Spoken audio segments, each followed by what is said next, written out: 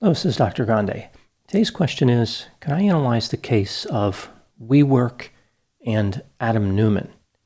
Just a reminder, I'm not diagnosing anybody in this video, only speculating about what could be happening in a situation like this. If you enjoyed this video, please like it, subscribe to my channel, and consider supporting me on Patreon. I will put the link to Patreon in the description for this video. So first I'll look at the background of this case, then I'll move to my analysis. Adam Neumann was born in Israel on April 25, 1979.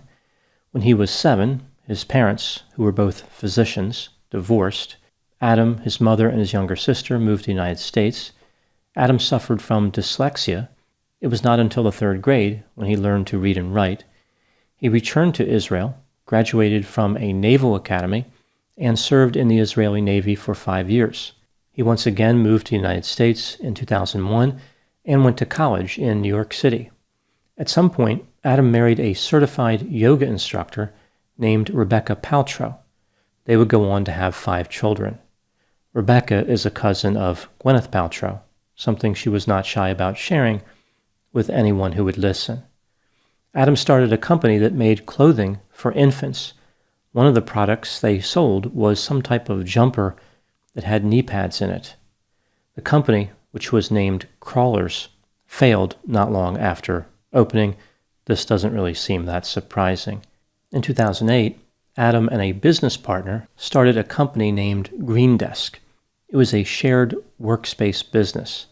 In 2010, the pair started WeWork, which was really based on the same idea. The company would lease space, subdivide it, and then rent it out to small businesses that wanted to be part of a community and have more affordable rent. The way the office space was divided, it facilitated a lot of communication between all the people renting the space.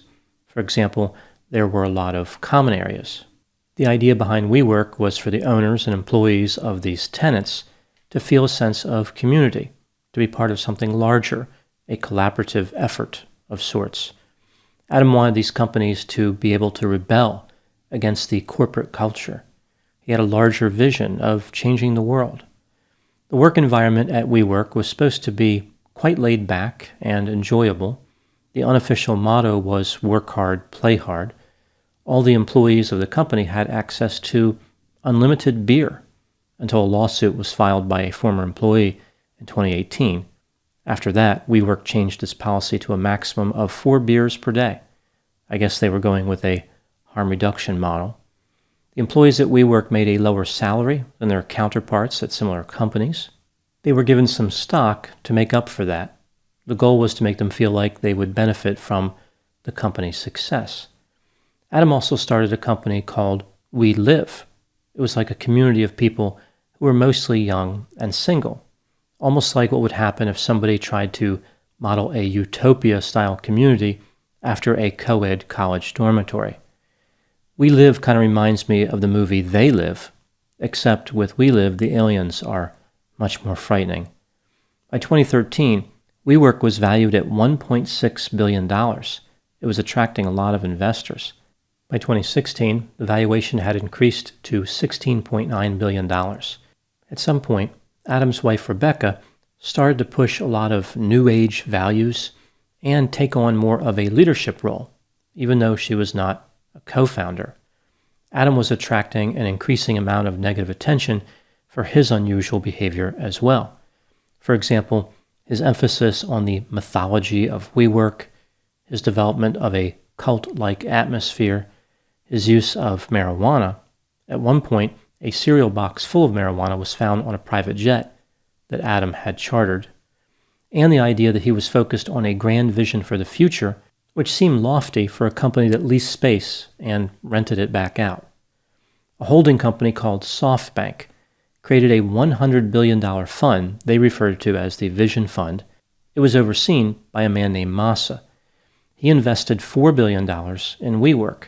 Masa told Adam to think bigger and be crazier. By 2017, WeWork was valued at $20 billion. By 2018, the company had a $45 billion valuation.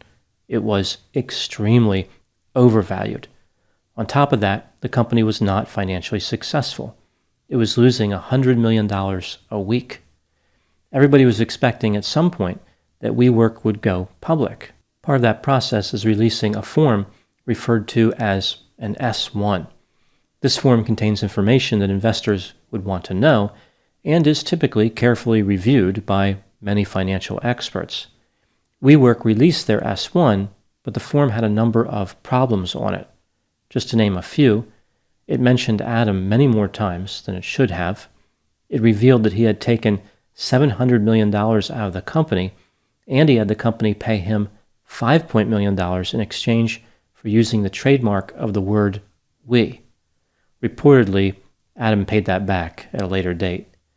After people started reading the S1, the valuation of WeWork dropped by tens of millions of dollars, all the way down to $9 billion. Under significant pressure, Adam resigned as CEO.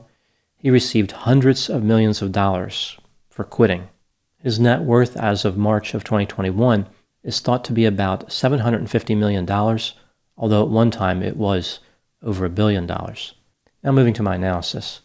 One of the better looks inside what happened at WeWork comes from a documentary on Hulu titled WeWork, or the Making and Breaking of a $47 billion Unicorn. There are a number of interviews featured in the documentary with people who worked for WeWork, rented from them, or other concerned parties. There are several items that stood out to me when watching the documentary and looking at other sources. I'll go through each one of them here. Item number 1. There was nothing truly special about WeWork except for the community building feature. Within their business of leasing space, cutting it up, and renting it to someone else, they pretty much just did what every other company in that industry does. There was no secret sauce. There was no reason to believe this particular company was superior. The cultural and community components may have helped attract tenants, but it really has little to do with the actual management of the real estate. Item number 2, many people felt as though Adam Neumann was quite impressive. He was tall, charismatic, friendly, outgoing, but there's not really the sense that he was a skilled leader. His actual qualifications to run the company didn't really seem to matter to people. They were too busy being in awe of his ability to make a good first impression. What qualified Adam to run a business? What did he actually know how to do? He was very good at smoking marijuana, but a lot of people know how to do that. At one time, he was the equivalent of a lieutenant in the Israeli Navy, and that's fine and all, but what does it have to do with leasing commercial office space? Item number 3, Adam would put on these big summer camp events that involved a lot of alcohol. He would get on stage and talk about passion and purpose, but offer no actual specifics on ways the company could succeed. The event was almost like a rock concert where he was the star.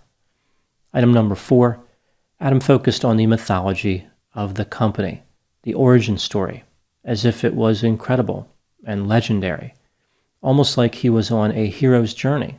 Everything he did, every decision he made in the early days of the company is something that people should be amazed by, and it was all part of a master plan. Interestingly, Adam often added new features to expand the grand vision of the company. These didn't necessarily make sense and were not always consistent with prior statements. It's almost like there was no original master plan. Item number 5. Adam had a number of unusual aspirations. He wanted to be president of the world, but was also interested in becoming the prime minister of Israel. Adam had a desire to live forever. During this infinite life, he wanted to become the world's first trillionaire, which should be easy if he was president of the world. Adam also had big plans to expand WeWork. He wanted to open it on the planet Mars. Considering that the concentration of oxygen in the atmosphere of Mars is only 0.13%, and the average temperature is negative 81 degrees Fahrenheit, I imagine WeWork on Mars would go by a different name, like We Suffocate or We Freeze to Death. Doesn't quite have the same ring to it. Putting all his aspirations together, I guess he wanted to be an immortal Martian trillionaire who was also president of the world. So really a fairly normal aspiration, right? Who doesn't want that as a goal? Item number 6.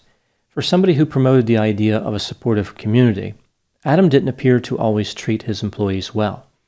In the Hulu documentary, Adam was accused of being manipulative, using employee shortcomings to his advantage, criticizing employees for having low confidence. He once allegedly told an employee, quote, "I could fire all of you and do this myself," unquote. Item number 7, promoting New Age values and other nonsense appear to be a critical part of the mission of Adam and Rebecca. They started a now-defunct education company called WeGrow, which really should have been named We Get Rich for promoting nonsense. Rebecca said that the mission of WeGrow was to elevate human consciousness, unleash every human superpower, so not just a few of them, but every single one, and expand happiness. Adam made references to the spirit of we. He talked about having a new approach to life. He instituted creative financial reporting, including his notorious company-adjusted EBITDA. EBITDA is earnings before interest, taxes, depreciation, and amortization. It's often used by financial experts to determine the financial health of a company. This tactic inflated his reported earnings by eliminating actual expenses. So community adjusted really just means inaccurate. Item number 8. The company appeared to appeal to a certain personality profile. The employees and tenants tended to be young, idealistic, intelligent, and wanted some type of higher purpose in their career. Many of them just didn't want a job. They wanted to change the world. Most people who want to change the world have to do it on their own time. They wanted to do it when they're on the clock. They bought into Adam's cult leader mentality. They really believed in the larger purpose of this company that leased property.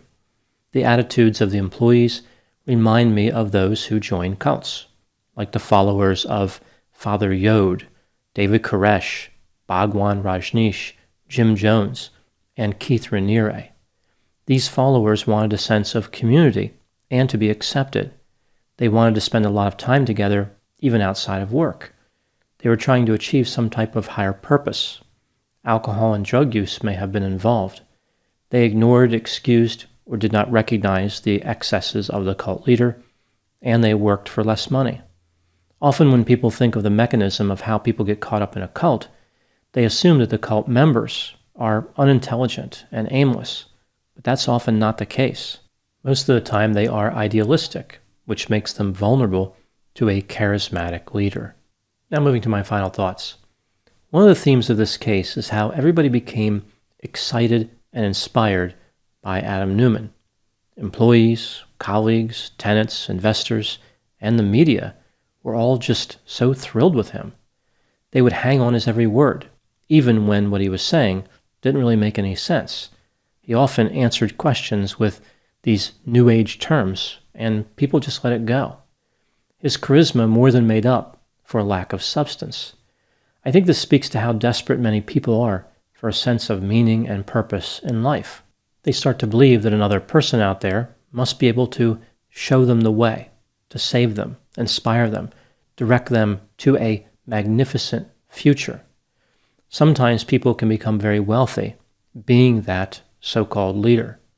All it takes is a lofty, grandiose, and unrealistic vision to tap into people's pain, desire, and desperation. Those are my thoughts on the case of WeWork and Adam Neumann. Please put any opinions and thoughts in the comment section. They always generate an interesting dialogue. As always, I hope you found my analysis to be as intriguing as an immortal trillionaire who owns property on Mars. Thanks for watching.